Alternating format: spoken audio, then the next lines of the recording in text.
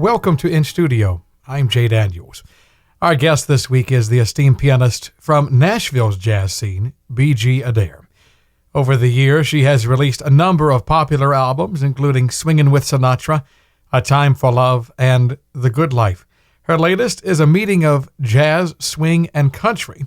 It's called Grover's Hat Project, and it features several well-known artists from the Nashville scene, including Vince Gill, Delbert McClinton, Connie Smith, and Ray Stevens. Here to share her stories behind the album is the artist herself, Beegie Adair. Well, my whole family, and I had a small family, but everybody could sing. Everybody could carry a tune.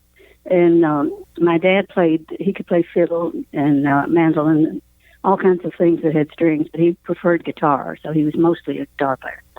Totally, nobody did it for a living, but everybody liked to sing and have a guitar playing or a piano playing.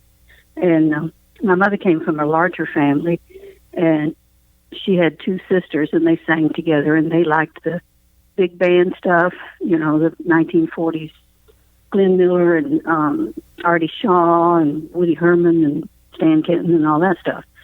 So I had a big cross section of everything coming in my ears. My dad would get Ernest Tubb records and Bob Wills and the Texas Playboys, and then my mother would get Stan Kenton and June Christie. I grew up thinking that, and the radio stations didn't have playlists then. They played everything that was a hit.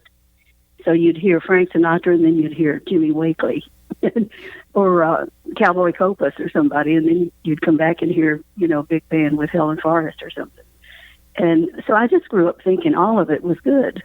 I didn't have any really big preferences, although I was drawn to the blues and what I now know as the jazz records. Sure. And I learned King Size Papa and the Tomorrow Night that Delbert sings.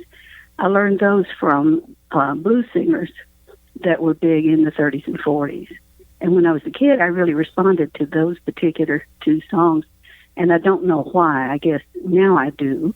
But I was 9 or 10 when I heard those. And I don't know where my dad got the records because we had to drive, 30 or 40 miles to a record store. And I don't know where in the world he got a Johnny Johnson record from Chicago back then, but he did. And they stuck out in my head. Those were the two records besides San Antonio Rose that gave me the idea for this album.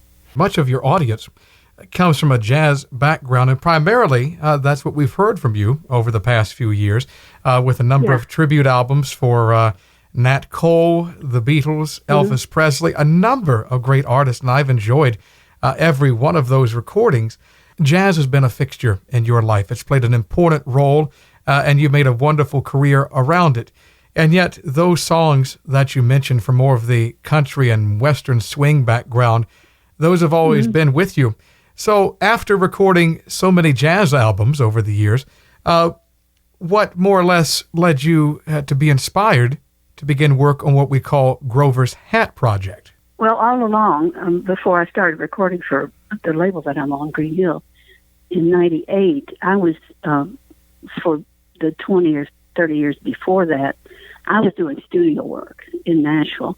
And you got to play a little of everything. And you had to know how to play a little of everything. So I wasn't particularly a jazz player except on weekends. I usually had a trio and would be working at a little club or a restaurant or something just on the weekends. But during the week, I was doing country song demos, and I was doing recordings with people like Ronnie Millsap, and Perry Como came to RCA in the 60s and did several albums with country rhythm sections in town. So I played a lot of country music and a lot of blues and a lot of jingles for ad agencies and things like that. So I had to be, we all did, the studio musicians in that era. We all had to be kind of versatile because you never knew who was going to come in the door and say, here, I want you to play this. And it would be a certain style. So we had a lot of experiences with a lot of different styles just as a necessity. I do have a question for you. When you bring those experiences up to the present day with this current project, There's a very special tribute in the title for this album, Grover's Hat Project. Tell us who Grover is. Okay. Well, he has a checkered history here because everything, like my little publishing company is Grover's Hat Music, and Grover's Hat is a real hat, which I have sitting on my piano most of the time or on a music stand. Grover Long was my grandfather, my dad's father. And his picture is on the back of the album with me when I'm 9. And he was very, very crippled by a weird form of arthritis very early. And so I never knew him other than when he walked with crutches. And by the time I was 10, I was almost as tall as he was because he was so damaged by this ailment that he had. But he lived a good long life, and we were close because he was my babysitter when I was little. And he couldn't run and jump and play with me, but he could play the radio and read to me. So he loved music, and he introduced me to Camel Caravan and all those old radio shows that had singers and big bands on them. And so he was always an influence about everything in my life, and he was everybody else's influence too. We were all very close to him. And I'm looking at the back of the CD cover here, BG. Is that a picture with Grover then on the back of it? Yes, the man with crutches and me. Mm-hmm. And I have the hat he's holding. You can barely see it in the photograph, but he took off his hat always to take a picture. And I have that hat. It's a 1950 Stetson fedora. Yeah. Like the hats that men wore back then. And it's sitting on, it's kind of my muse. And it's on the cover of the album. That's his hat.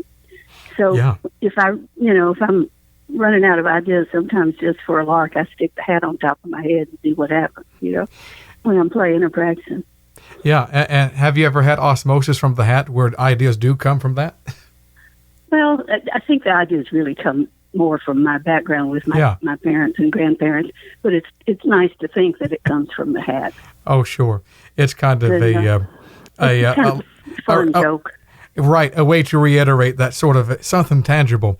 We're speaking with pianist Beegie Adair. She's released the brand new album called Grover's Hat Project, and it's a collection of really just great timeless songs. Let's just look over some of the tracks that we have here. Darkness on the Delta, San Antonio Rose, That's My Desire from Frankie Lane, Among My Souvenirs. So many. In fact, there are 14 tracks on this album, and just from what we've talked about, and you were growing up with a musical family, so to speak, how difficult was it to take all of the songs that you wanted to do and whittle that down to 14 tracks for the album?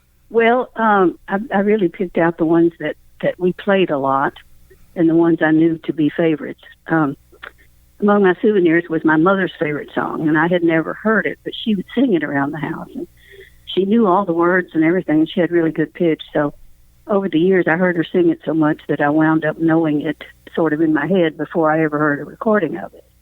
And the same with Darkness on the Delta. That was my dad's big number on guitar. And he loved to play that tune, and it was one of that and San Antonio Rose and 12th Street Rag were, I think, the 3 first tunes I learned from him. And then the others were recordings that were fun to play.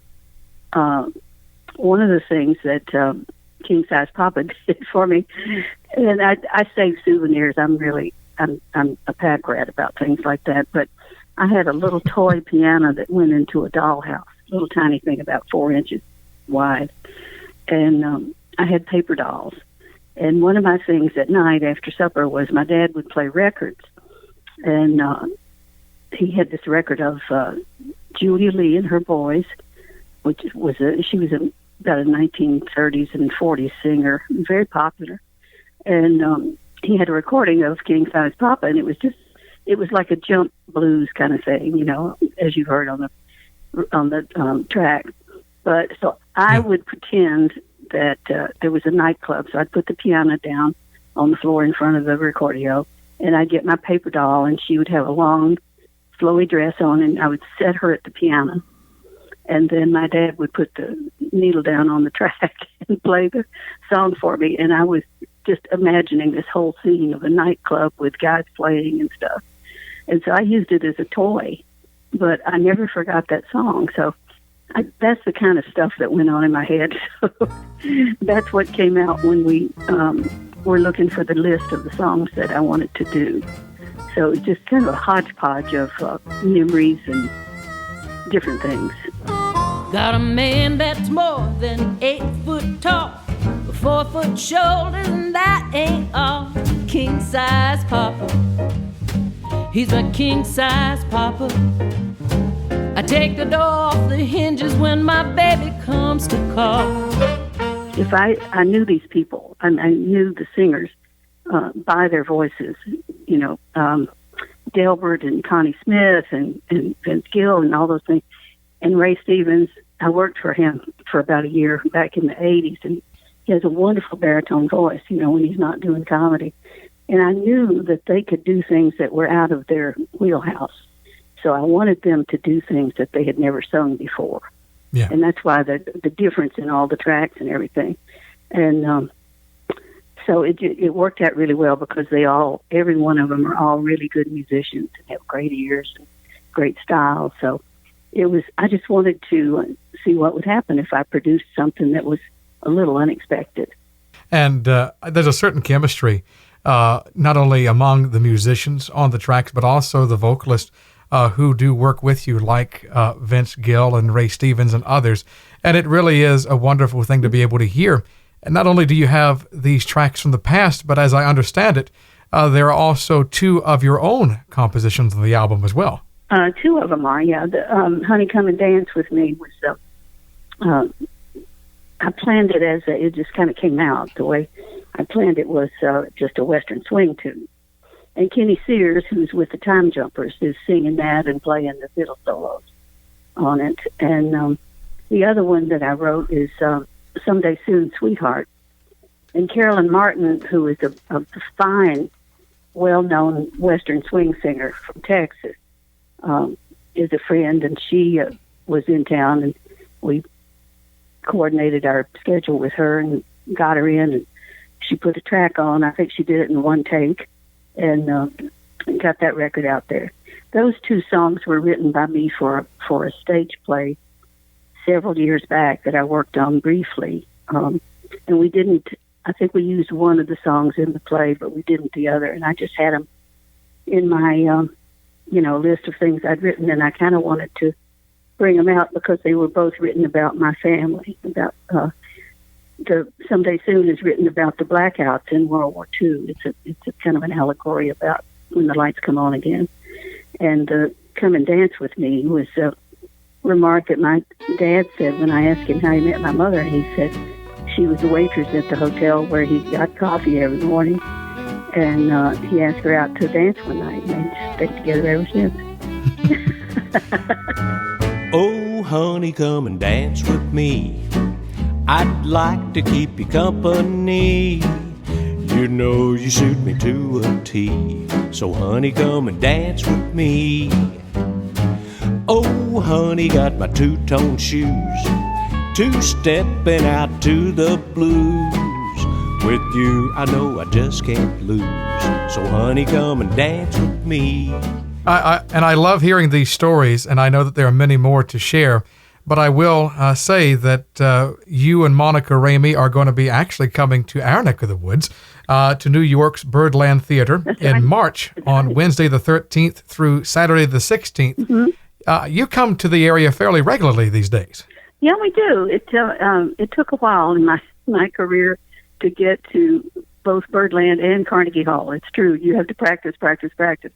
But once we got sort of established up there with some recordings, and we did the trio several times, and then the trio with Monica, and then she and I do duets at the theater, which we'll be doing this time, except Roger, our bass player, will be with us.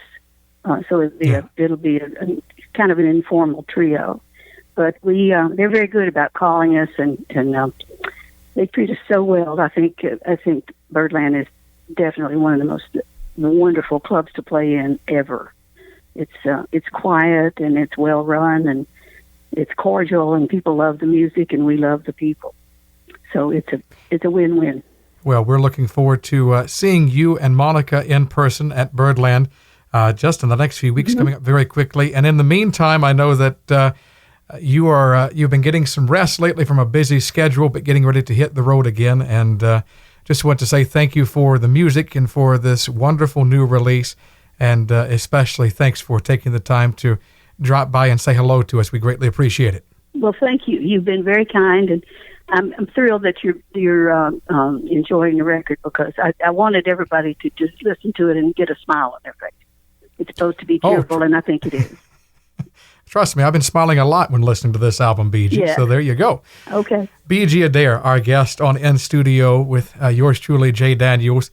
BG, a pleasure. Hope you have a wonderful week ahead. Thank you. Thank you very much. We look forward to seeing you.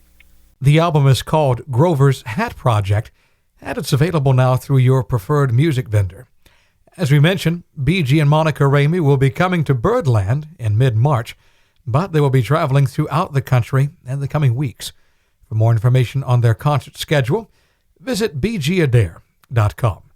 Until we meet again, I'm Jay Daniels. Thanks so much for joining us in studio.